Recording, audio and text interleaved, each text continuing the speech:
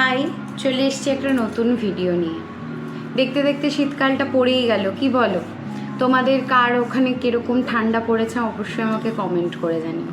আমাদের এখানে এখনও সেরকম পড়েনি, তবে শীতকাল মানেই আমরা একটা জানি যে পিঠে পুলি, ভালো মন্দ খাওয়া দাওয়া, বিয়ে বাড়ি, বিভিন্ন জায়গায় ঘুরতে যাওয়া, এগুলো তো লেগেই থাকবে। তো আজকে আমি সেরকমই একটা সুন্দর রান্না তোমাদের সঙ্গে শেয়ার করব। বেসিক্যালি দেখো, পায়েস করার জন্য প্রধান উপকরণ হিসেবেই লাগছে দুধটা আমি একটু ঘন দুধ ইউজ করেছি, তোমরা তোমাদের মতন ইউজ করতে পারো, ঘন দুধ হলে একটু ভালো হয়। একটা গুঁড়ো দুধের প্যাকেট নিয়েছি, আমি মেনলি বাতাসাতেই করব পায়েসটা।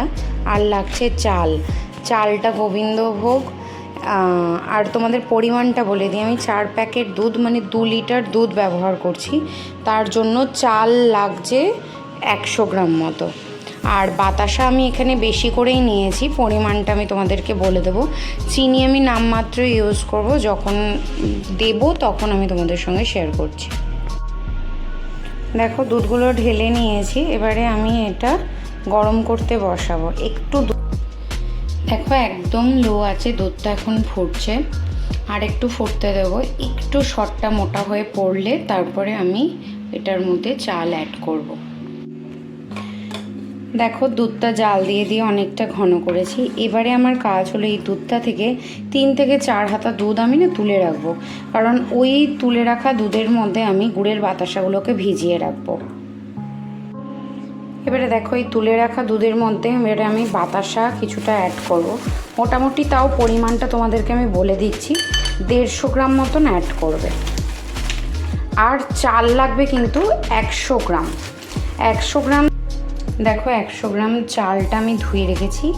একদম সময়ের সাথেই ঘি মাখিয়ে নেবে একটু, তাহলে চালটা গায়ে গায়ে লেগে যায় না দুধের মধ্যে।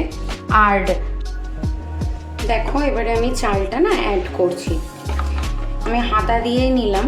এবারে এটা দিয়েই আমি ঘোরাতে থাকবো, আর একটু কনস্ট্যান্ট নাড়িয়ে যেতে হবে। আর এই সময় অবশ্যই গ্যাসের ফ্লেম একদম লো করতে হবে, ঠিক আছে? দেখো, চালটা দেওয়ার পরে আমি একটু গ্যাসের আঁচটা বাড়িয়েছি, এরপরে আবার কমিয়ে দেব দুধটা ফুটে গেলে। আর এই দেখো, চালগুলো থাকবে কিন্তু একটার গায়ে একটা লাগবে না, কেন বলো তো? ওই ঘিটা দেওয়ার জন্য।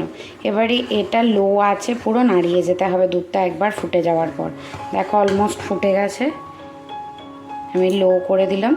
এবারে এবারে ওই আমুল স্প্রে প্যাকেটটা, এই যে এইটার মধ্যে যে বাতাসা দুধটা গুলে রেখেছিলাম, এবারে এটার মধ্যে এটা অ্যাড করব।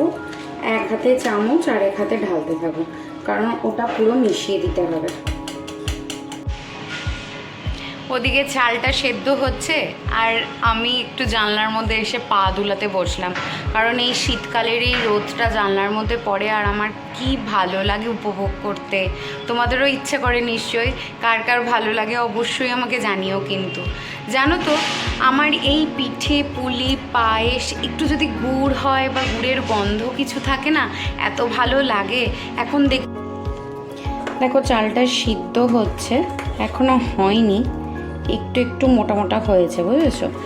আর এই সময় আমি 2টো এলাচ অ্যাড করছি। আর অনেকে এই পায়েসের মধ্যে তেজপাতা ইউজ করে, কেন জানি না, আমার পার্সোনালি একদম তেজপাতার গন্ধটা পায়েসের মধ্যে ভালো লাগে না। আর আমি প্রথম থেকেও এলাচ দিয়ে দুধটা ফোটাই না, গন্ধটা ভালো লাগে, একটু সামান্য পরিমাণ হলেই ভালো লাগে বেশি। দেখো, অল্প ভাঙা কাজু আর কিশমিশ একটু জলের মধ্যে ভিজিয়ে রেখেছি, এটা পরে অ্যাড করব।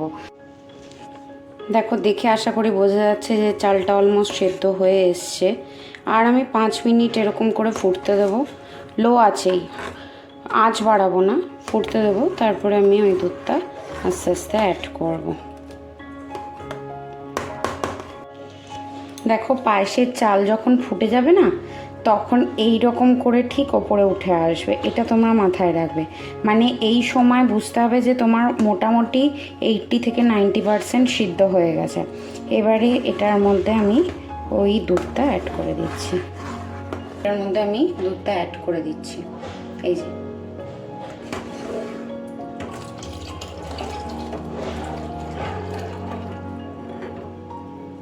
আরেকটা তোমাদের ট্রিক্স শেয়ার করছি। যারা যারা গুড় দিয়ে পায়েস করতে চাও, অনেক সময় তো গুড়টা অনেক সময় ভালো হয় না, দুধের মধ্যে দিলেই কেটে যায়, তখন তারা এরকম করে দুধটা আগে উঠিয়ে নিয়ে গুড়টা ভিজিয়ে রাখবে। দেখবে তখন সেই দুধটা কাটে কিনা। যদি সেই দুধটাও না কাটে, পায়েসের এই মানে চালের সঙ্গে যে দুধের মিশ্রণটা, এটাতেও কাটবে। আমি ওই 150 গ্রাম বাতাসার পর আর এই 1 হাতা চিনি অ্যাড করছি। এবারে দুধটা ফুটে গেছে, এবারে আমি এটাকে আবার লো করে দেব। দেখো, বলেছিলাম না, ফুটটা দেখলেই তোমরা বুঝতে পারবে যে পুরো সেদ্ধ হয়ে গেছে আর পুরো রেডি হয়ে গেছে আমাদের পায়েস। দেখেছো ফুটটা দেখলেই মনে হচ্ছে ঘন ঘন হয়ে গেছে পুরো। মানে এটা সময় নিয়ে, হাতে তোমাদের সময় নিয়ে করতে হবে, কিন্তু করতে বিশ্বাস করো কোনো ঝামেলা নেই। যখন চাইবে তখন করতে পারো, যেদিন চাইবে সেদিন করতে পারো। এবারে আমি জাস্ট ওই কাজু আর কিশমিশ দিয়ে তোমাদের এখানে সার্ভ করছি। দেখো আমার পায়েস পুরো রেডি। এখন এরকম লাগছে, কালারটা একটু পরেই না পুরো খয়েরি খয়েরি হয়ে যাবে আর পুরো ক্ষীর ক্ষীর হয়ে যাবে ঠান্ডা হলেই। আর তোমরাও এরকম করে বাড়িতে বানিও এবং জানিও আমাকে যে কেমন হলো খেতে। আর মতন এইটুকুই, দেখা হচ্ছে আবার পরে একটা সুন্দর ভিডিওর সাথে। টাটা।